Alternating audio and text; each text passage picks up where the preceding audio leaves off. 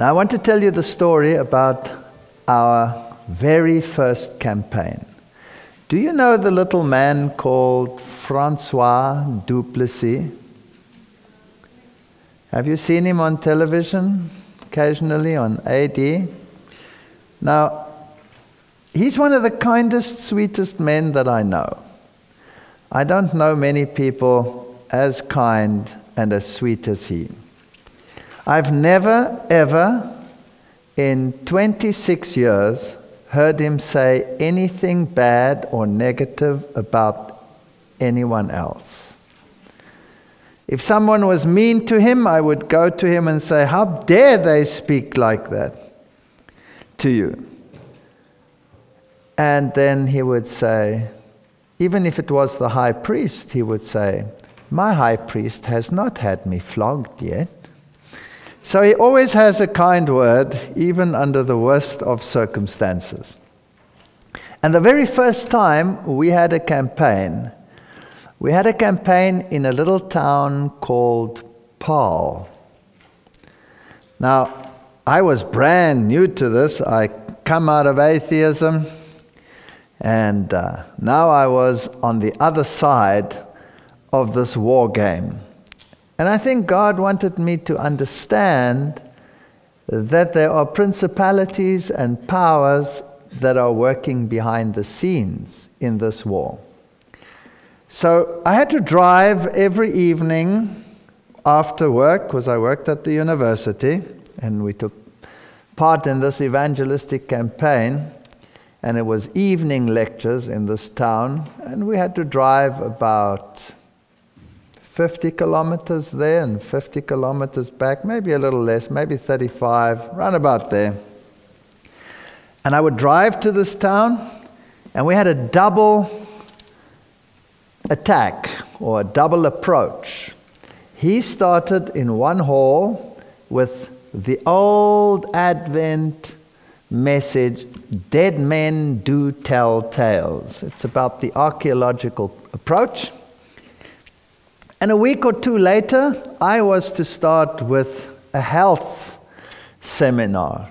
And so we wanted to invite the people to this church. Now, before we even started, in this church, there were only about 4 active members still. That's why we wanted to do a campaign there.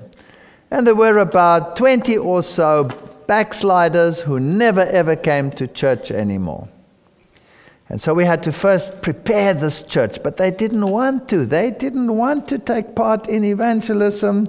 They had it, and the backsliders were, well, they were difficult people.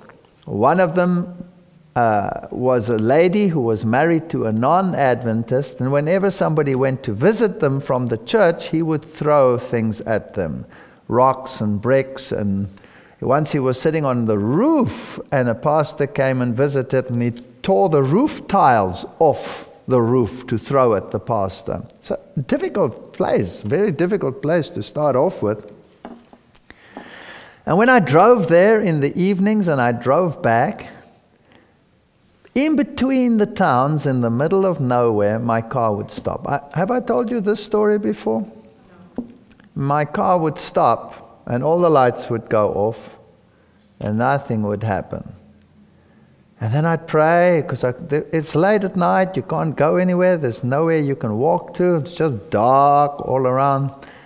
And I'd wait 20 minutes, sometimes half an hour, sometimes 1 hour, hoping some car would come by and say, "I've got a problem," and then my lights would come on, and I'd drive home.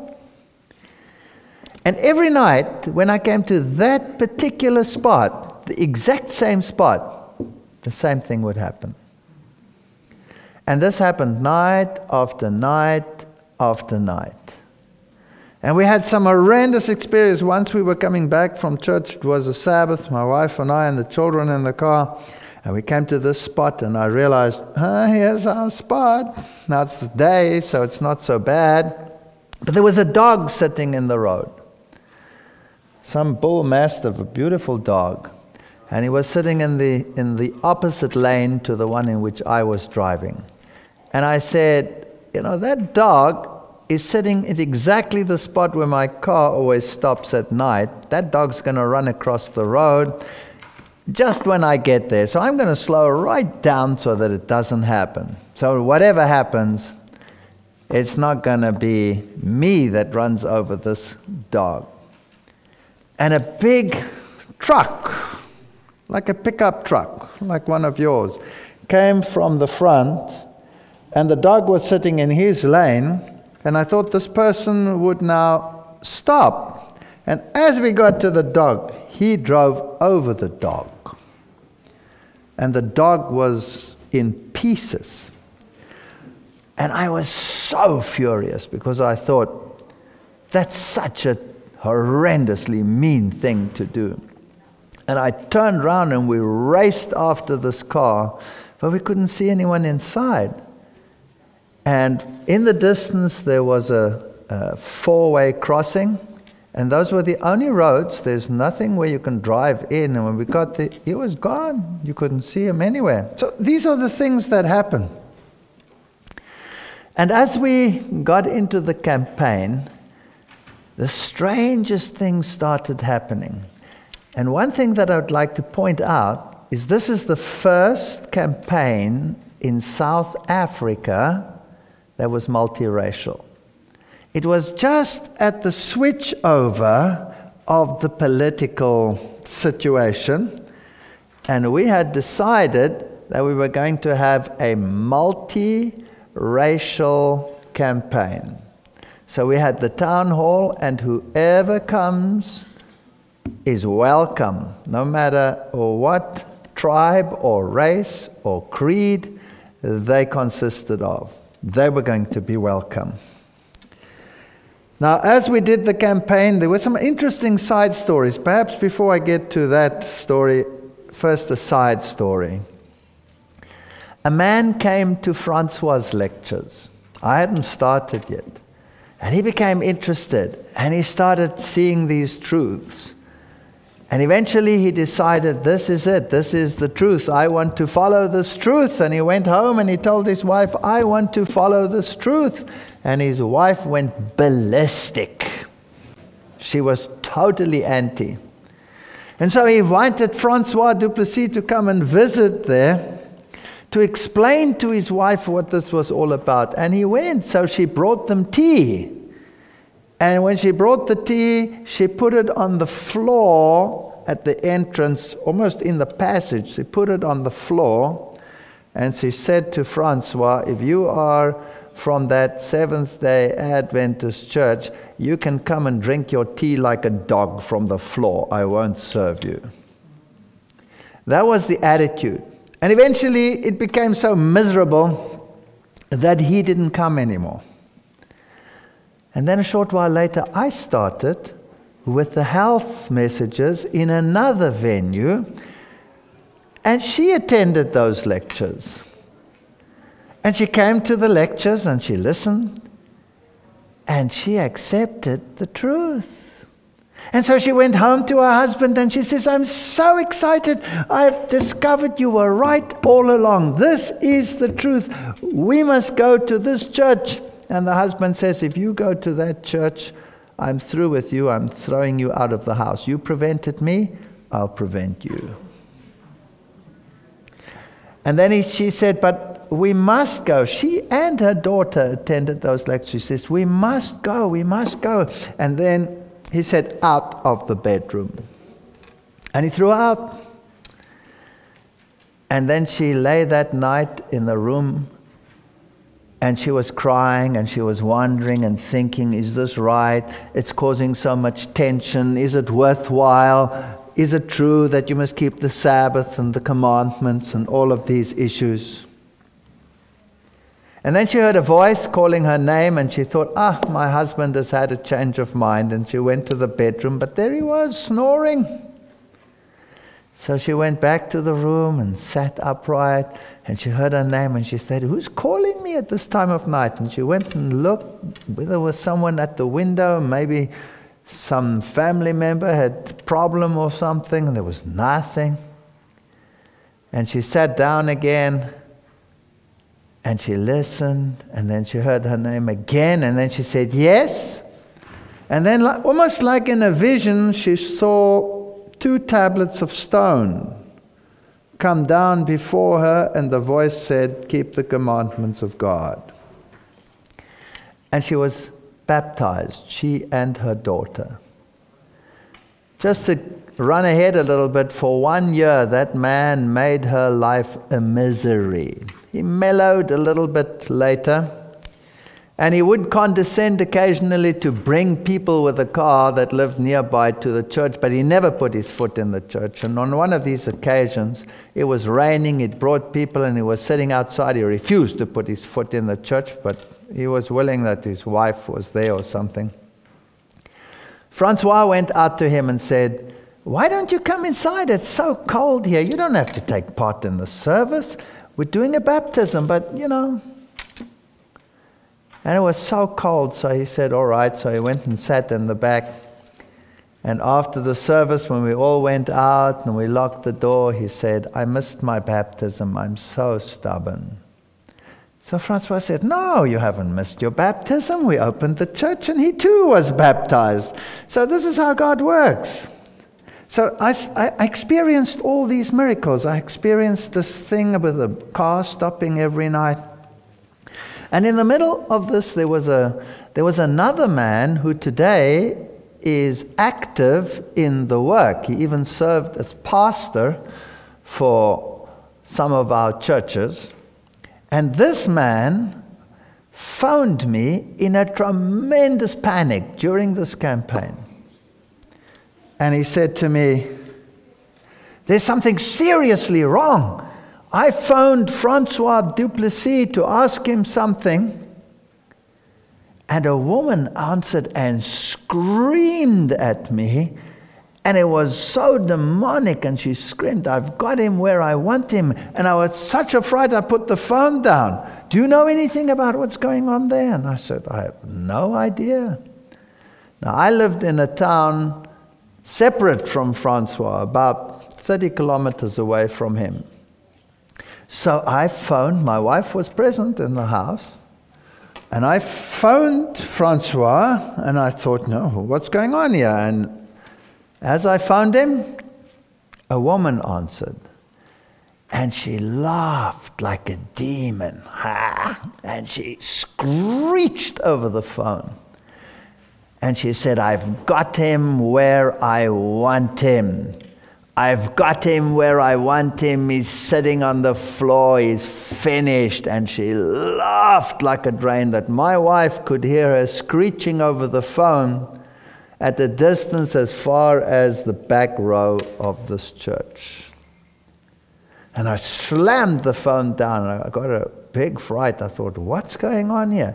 And I thought, did I have the wrong number? And I dialed again. And Francois' wife answered. And she was crying on the other side. I said, what's wrong over there? What's going on? She says she doesn't know, but Francois is sitting on the floor in the office, and he's not getting up. And so I said, we're coming. So we loaded the children in the car, and we rushed through there. And what had happened, he'd received so much opposition because in that town where we were having the campaign, which is the town called Paul, the ministers of the other churches had put pressure on our conference to such an extent, and you must understand what power these people wielded, because in South Africa, church and state were one. In fact, the religion that was propagated, Calvinism, preached predestination, and on the strength of that predestination, they had connected it to racialism. So a meeting that was multiracial would arouse tremendous opposition, not only from the populace, but also from the churches. And so they had put pressure on the conference, and they'd phoned Francois and told him that he must cease with his campaign forthwith, because it was causing too much trouble. Now we were experiencing these miracles, and we decided, no, we're not going to stop, or he decided he's not going to stop the campaign, no matter who tells him, even if the Prime Minister tells him, this is God's work, and souls are at stake, he's carrying on. And so they made life so miserable for him that he became so depressed, he went and sat down and he couldn't get up. And when we got there he was, sitting in his office. And I said, what's wrong? And he couldn't get up. He couldn't move. It wasn't only spiritually, mentally, it was physical. He couldn't move. And that night he had to do a lecture. And so we said to him, what are we going to do? And we prayed and we prayed. And then we had this friend of ours, we picked him up. And he was like in a fetal position. He was like this. He couldn't get up from this stance. And so we carried him. He's a light little man. He's a short little man. We picked him up and we carried him to the car, put him in the car, drove him to the campaign, and we had to get him out in that same position. He couldn't get upright. He was down there. And we carried him into the hall and put him on the front chair. And by the time the meetings were to start, he still couldn't walk. We'd prayed, we'd done everything we could, and he could hardly talk. And we picked him up and carried him to the pulpit and put him next to the pulpit because he couldn't stand behind the pulpit because nobody could see him then. So we put him next to the pulpit and gave him the mic, and there he started to whisper his lecture. And he whispered his lecture. And as he lectured, his voice got stronger and stronger and stronger. And he rose up from the ground, and by the 15, 20 minutes into the lecture, he was the old Francois. Now, why would God permit such strange events to happen? And I realized we're not fighting against flesh and blood. These are real issues. Here are real demons that are working behind the scene to counteract God's work.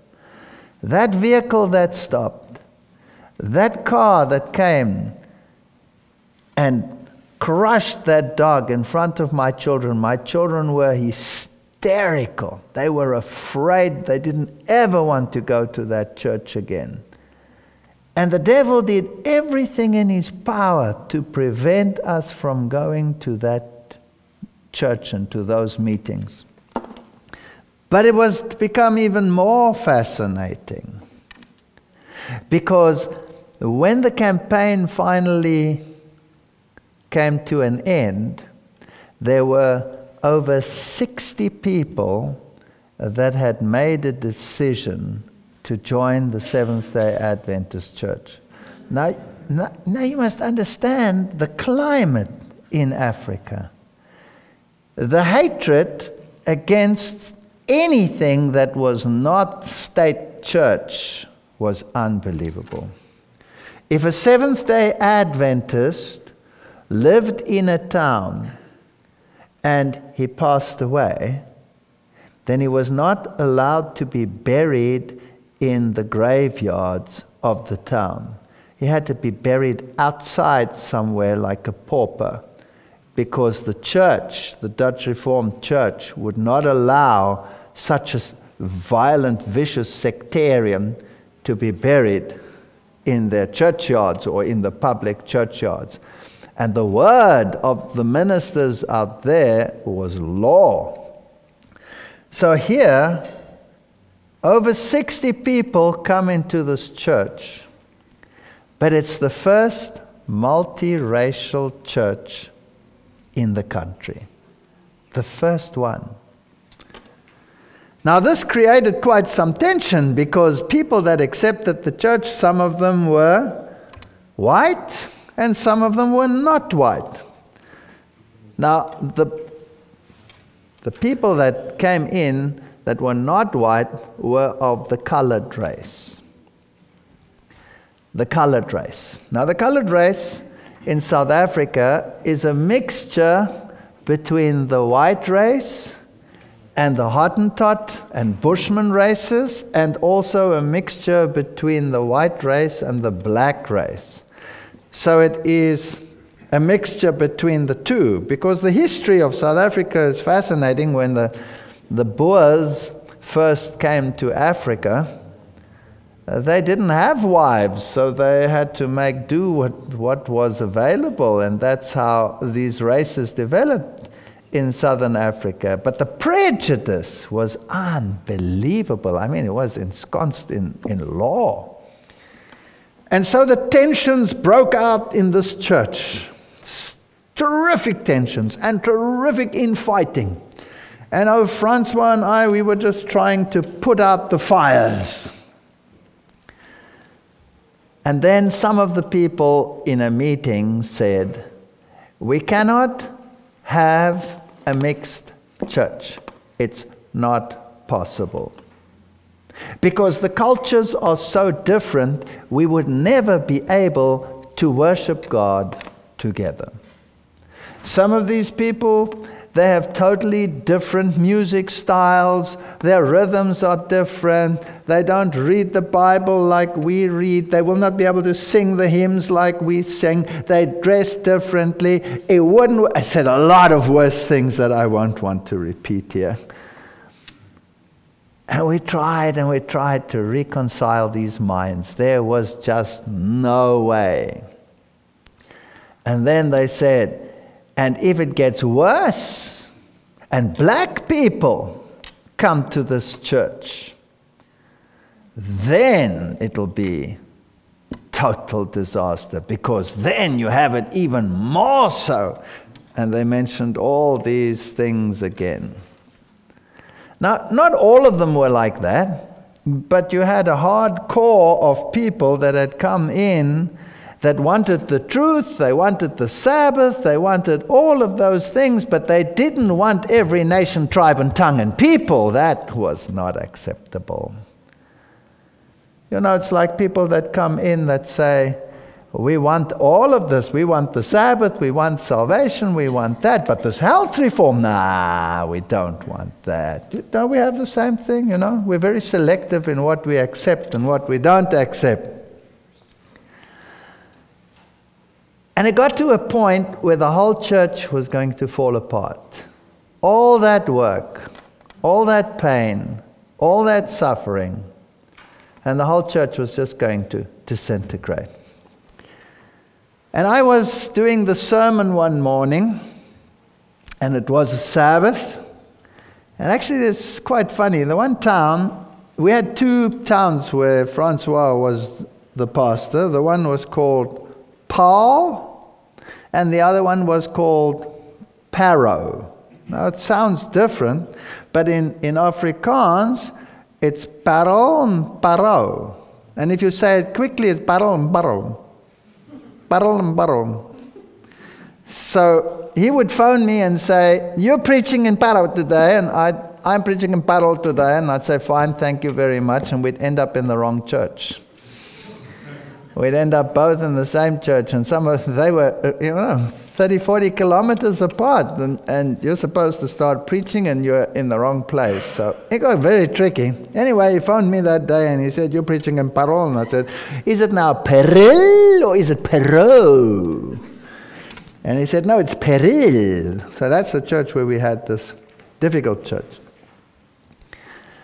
So I went to this church that morning thinking, oh, we're going to have trouble again today. And there they were all sitting, and they were infighting, and there was aggression.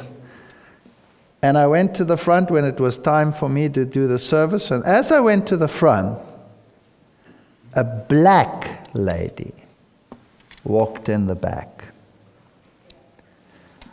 Now every eye turned in horror, because this was not a colored lady. She was black. Now, the colored people come in every shade of color from light to dark. But this one was a black person of the black race. And she was dressed immaculately. immaculately. Immaculately. My wife would remember the dress better than me, but every eye did that. And you could see the hair rising on some folks' heads. And she went and sat down relatively about there. And my wife was behind her and watching her. And then as the first hymn was mentioned, she got up with everyone else, and without a hymnal, she sang beautifully. And her voice rang across the audience. And we thought, this is strange, because these people had said what? They'll never be able to sing our hymns like we do. They have a totally different culture. We would have to teach them to sing the hymns, and she didn't even have a hymnal, and she sang it beautifully. And she had a Bible in her hand. And I was preaching when I did the sermon. When I mentioned a Bible text, she's got it. And then she did everything that they said would not happen. She was immaculately dressed, like any Westerner. She was singing our hymns as crystal clear and as sweet as a bell. None of the connotations and things that they thought would be involved was there.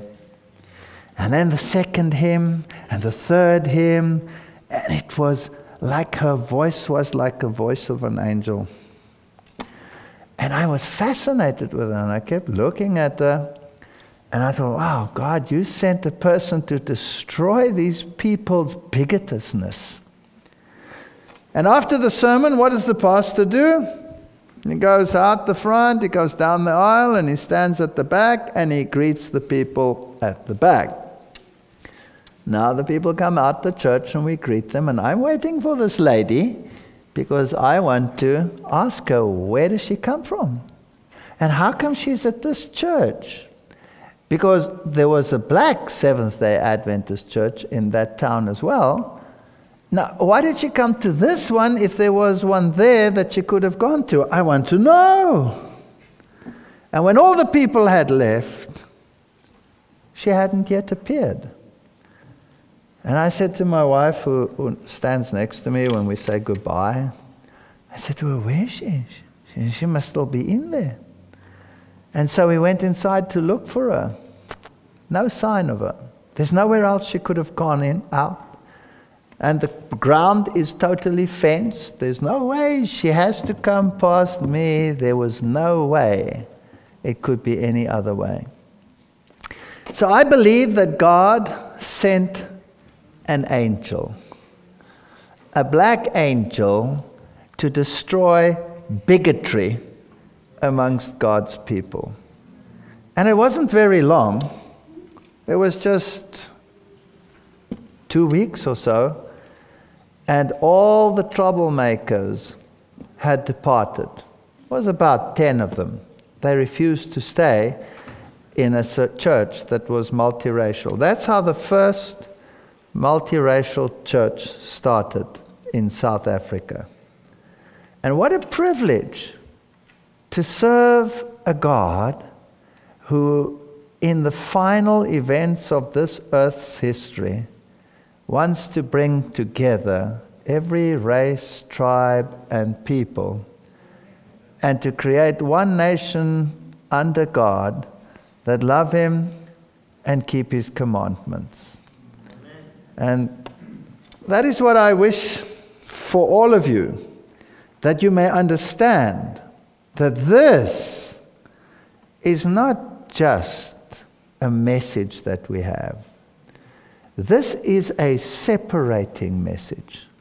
This is a call to mankind to set aside all of these differences and conflicts and to come together under one banner. And the Bible says, they gathered themselves to the law of God. And if you keep the law of God, then you will love your neighbor as yourself.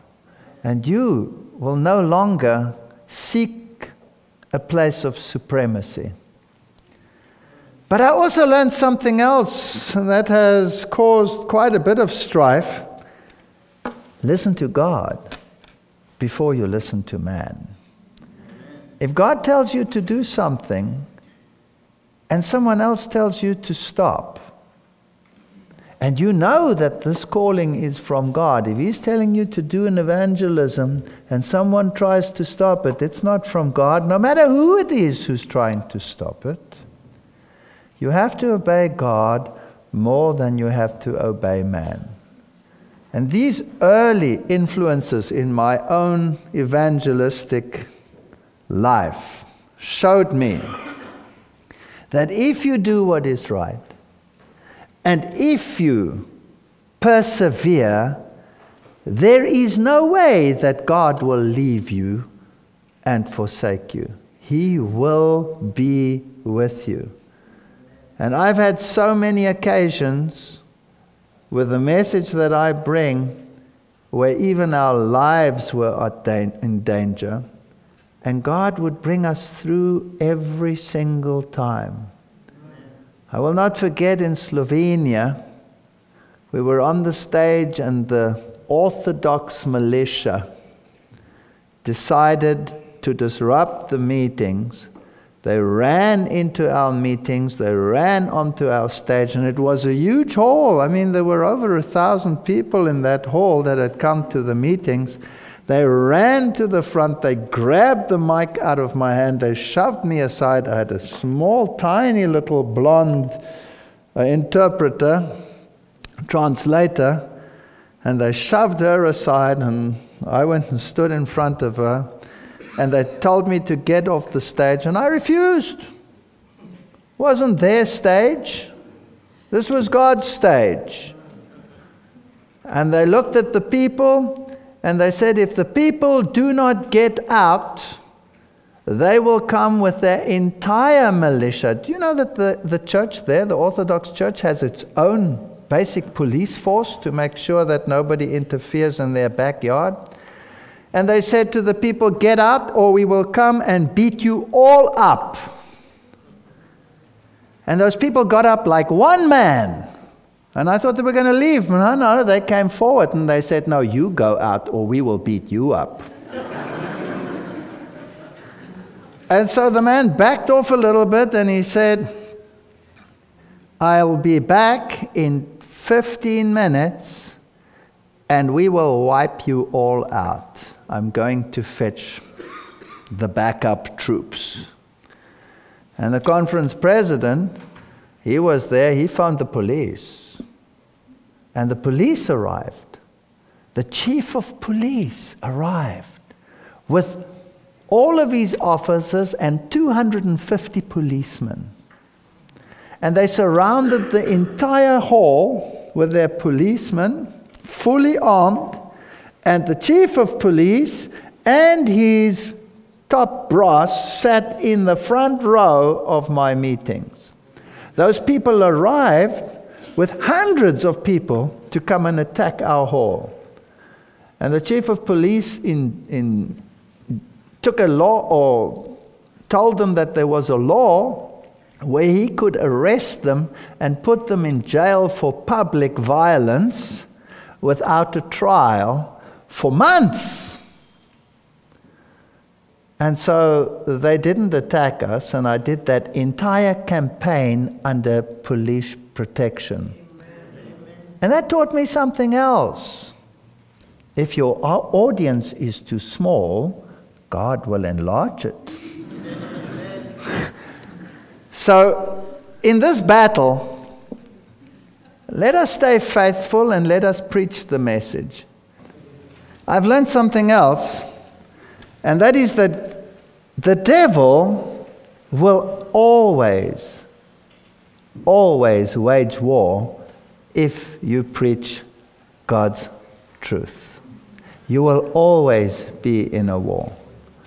But you have to learn to accept the fact that you have no might over him, no control over him. You have to just go forward and leave the consequences to him. And he will not leave you nor forsake you. I remember we were doing this campaign, and I was doing a campaign in Cape Town, and I was living in a town called Somerset West. And during that campaign, a prominent evangelist actually came into the truth. His whole family came into the truth. But the devil was so mean, and he tried to make it impossible for me to do that campaign. And he doesn't normally, under those circumstances, attack me directly. He will attack my wife, or he will attack my family. And so my wife had an operation, and we warned the doctor about certain things, and he ignored us totally, and she nearly died after that operation. It was quite a thing. And that night she was at home, and I had the campaign going, and the doctor came and said, we must rush her to hospital. She doesn't think that she's going to survive.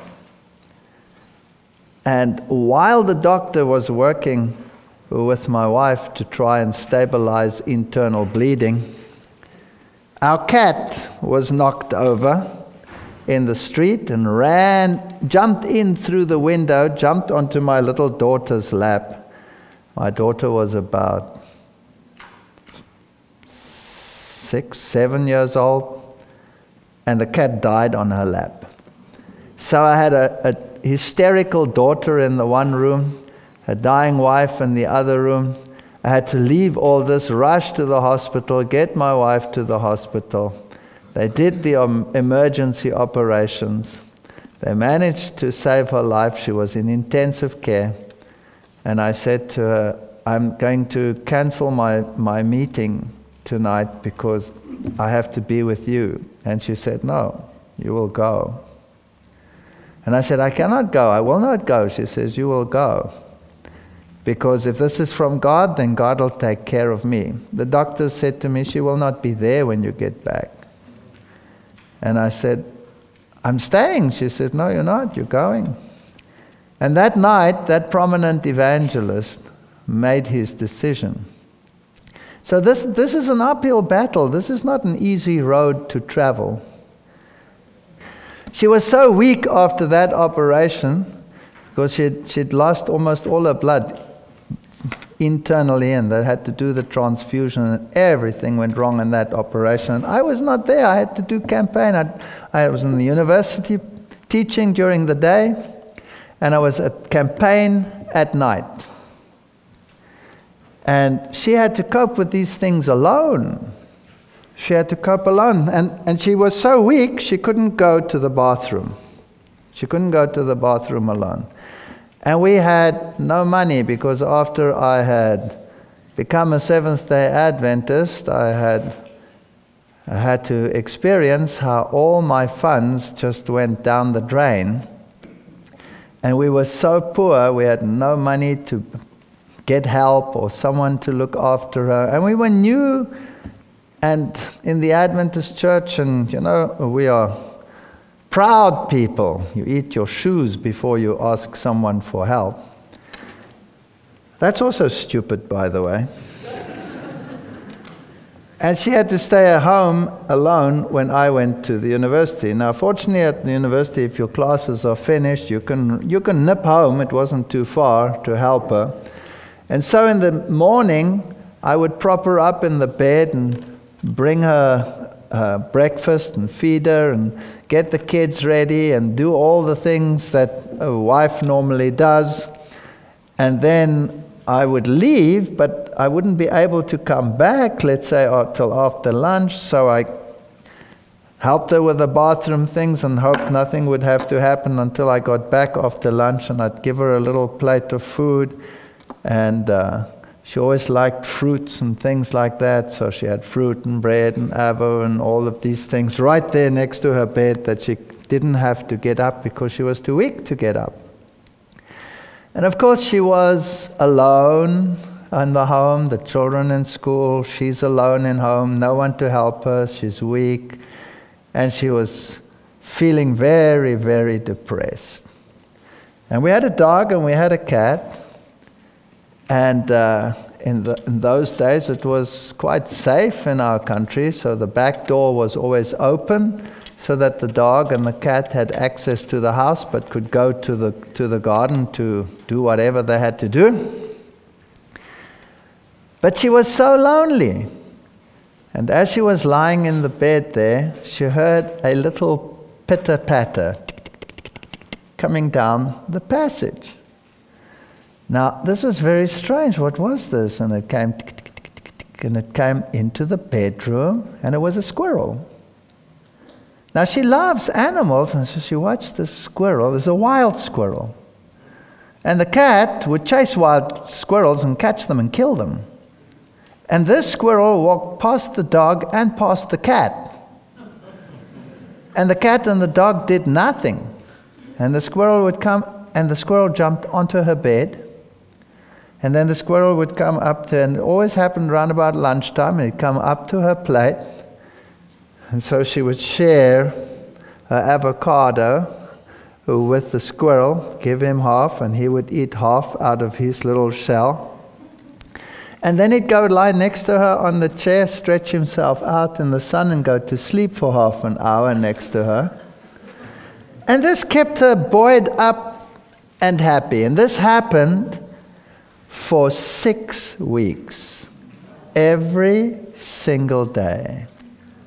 Every single day for 6 weeks, lunchtime, that little squirrel came down the passage, jumped onto her bed, comforted her, ate a little bit with her, slept with her, and then went out. And after 6 weeks, when she was capable to get up again and to start moving around the house and walking, the squirrel didn't come into the house anymore. He just stayed in the trees outside. And as she got stronger, one day she was standing there at the kitchen, and she looked out, and the squirrel was in the tree. And the squirrel came running down the tree, down the stem, and he came rushing into the house. And he ran up her leg, onto her shoulder, ran down to the other side, down the other leg, and ran up onto the tree. And from that day on, the squirrel was gone. It never came back again. Now, what are the lessons in these stories? You know, God is in the detail.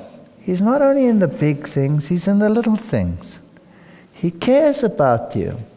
And that is what makes us so determined to carry on no matter what. Because it doesn't matter what the devil throws at you. God is there to comfort you. And we're still here, aren't we? Yes, sir. We're still here after all those times. I was lecturing in Durban. That's one of the big cities in South Africa. It's about 4 times the size of Vancouver. So you get an idea of what size it is.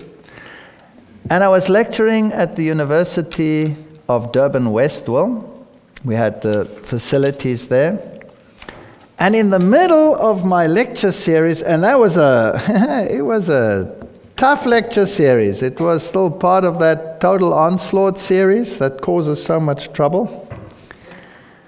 But it brings so many people. So trouble, as long as there is fruit, is fine by me. And all of a sudden they shouted, "Please rise." And everybody had to get up. And the Queen, now not the British Queen, but the African Queen of the Zulu nation. The Zulu nation is divided into chiefdoms and into a kingdom. They're all related, but the chief has different roles to the king. And the chief is, or at that stage, and even today still, is Buthelezi, Gacha Buthelezi. He was also prime minister at one stage, parallel to Nelson Mandela. If Nelson Mandela went away, he would be the caretaker prime minister. And he is in an Adventist family, that chief. He's not an Adventist, but his mother's an Adventist. Now, politically, it's probably not expedient for him to be an Adventist. But the queen was married to the king. And the queen is one of his 21 wives. They must understand it works like in the time of Esther. If the king calls and you resist, that's the end of you. You have to accept that. That's just part of it. But she arrived with her whole entourage in African dress, and she sat in the front row. And her name was Queen Mfonte. And she was a Seventh-day Adventist. She was the only Seventh-day Adventist in his family. All the other wives were non-Adventists. And so I gave these lectures, and some of them, you know, have a lot of politics in them, as you know. And after the first lecture, she got up and she came to me and she said to me, "Do you mind if I sit in the back row? Because I cannot see so well in the front row." She asked me permission to change her seat. She was the queen. And so she phoned the king and asked him whether she could stay for another lecture, and he gave permission. Now, when that queen comes in, she doesn't come in by herself. Her bodyguards are there, about 5 or 6 bodyguards. Members of state are always with her to make sure everything is good and proper and right. So here was a whole entourage of high government officials in that meeting. And at the end, she asked me and she said, "This message should go out to the entire world. It should be on every national television, because I am in the inside and I know that these things are true. And will you please send me a complete set of your DVDs, because I want our ruling echelon to know what this is all about." We sent it to her, but from then on you're working with public officials, so whether she actually got it or not, I do not know. But I do know that since then, I've had occasion to speak to the chief of police. I've had occasion to speak to very high government officials. I also know that this message is in the highest levels of governments in the world. It's in the highest embassy levels of the world. There are whole dossiers on this message at the highest levels in the military. Even the soldiers in Iraq watch these messages. Don't underestimate God and how He works. Thank you.